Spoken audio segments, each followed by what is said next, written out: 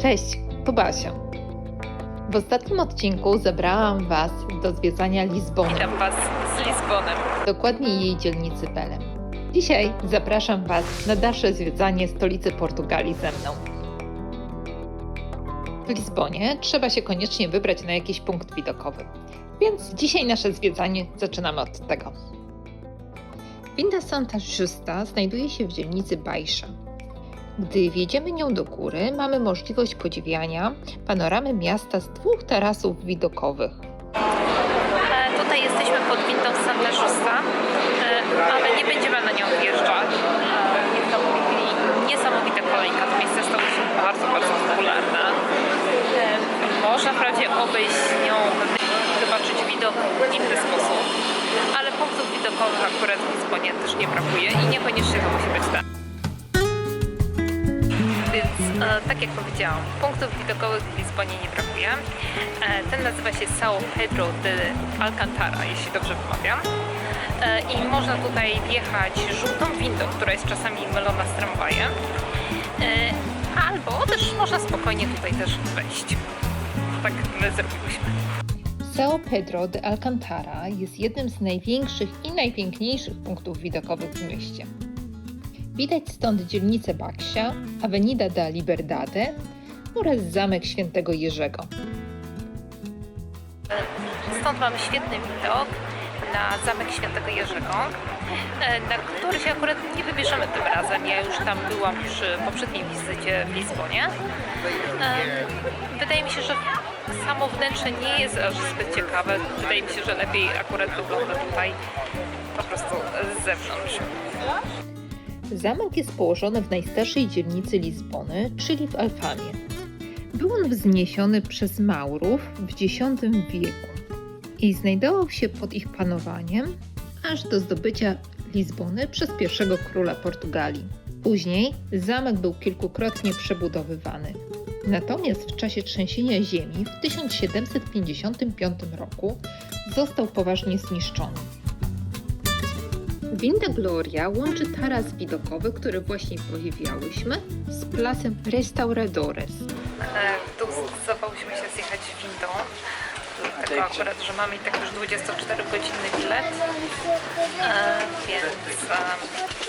a nie było też kolejki w przeciwieństwie do windy Santa Justa, więc akurat skorzystamy.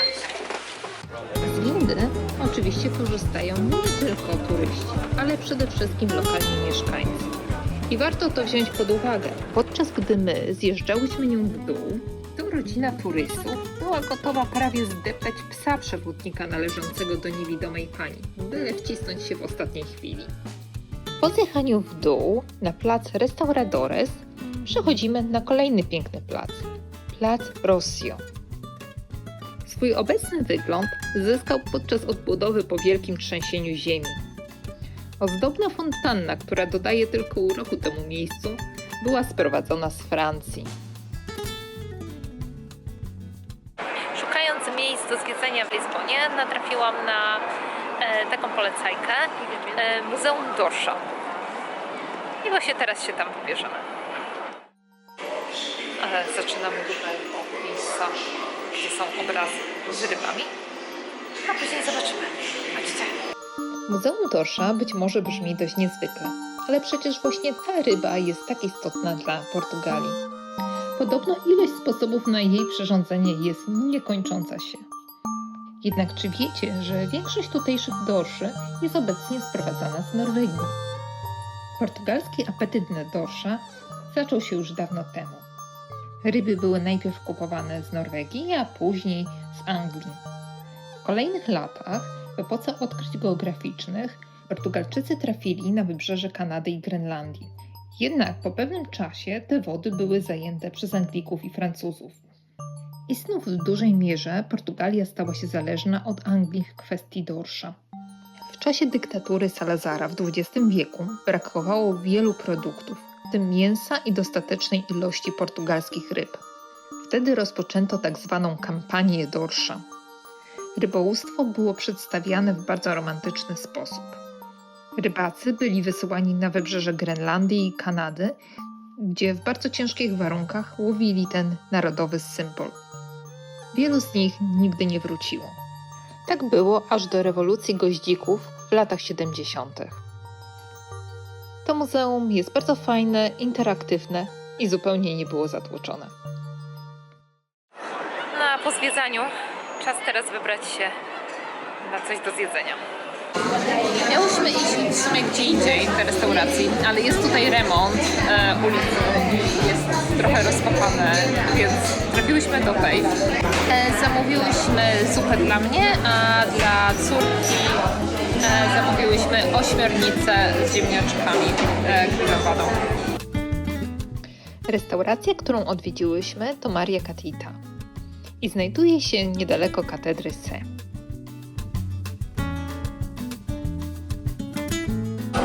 Wszystko dobre, może nie było tego jakoś bardzo dużo, ale na taki mniejszy lunch zupełnie wystarczająco.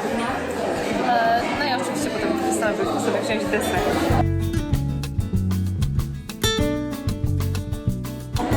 Mój deser okazał się brazylijskim deserem, ponieważ ta akurat restauracja była założona przez Brazylijczyków. Chociaż podają tutaj też dania portugalskie. I jest to taki troszeczkę gęsty jak krem, zrobiony z żółtek jajek. Bardzo słodki, ale bardzo dobry. Na pewno dużo by się tego nie dało zjeść. Tutaj mamy przed sobą wejście na dworzec kolejowy Rossio. Ma on zachwycające wejście w stylu neomanuelińskim. Po Lizbonie bardzo dobrze można przemieszczać się metrem, tramwajami i autobusami. My używałyśmy biletów na 24 godziny. Doładowywałyśmy je na kartę wielokrotnego użytku. Bilety da się kupić albo w kasie, albo w automacie. Więc mamy deskarty na 2 osoby.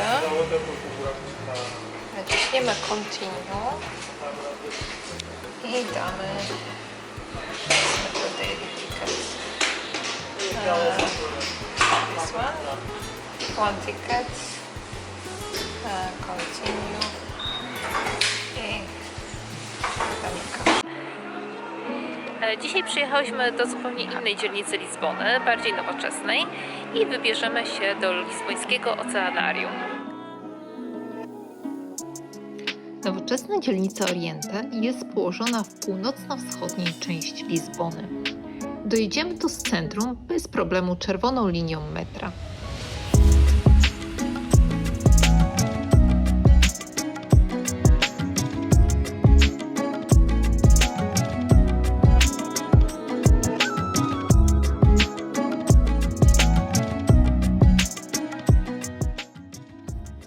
Lizbońskie oceanarium jest największe w Europie lub jest jednym z największych, tutaj zależy od źródła. Zdecydowałyśmy się je odwiedzić, ponieważ tutaj w przeciwieństwie do tego w Walencji nie trzyma się delfinów. Oceanarium bierze udział w kilku europejskich projektach ochrony przyrody. Zajmuje się także rozmnażaniem zagrożonych gatunków, biorąc udział w wielu programach hodowlanych.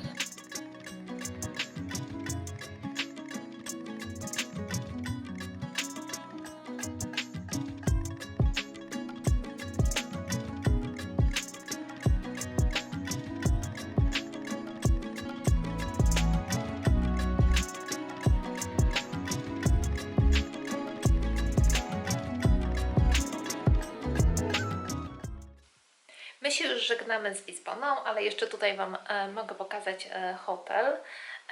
Jest to hotel Marquês de Pombal. Znajduje się on na Avenida de Liberdade. No jest tutaj jeszcze trochę bałagan, bo już się popakowałyśmy.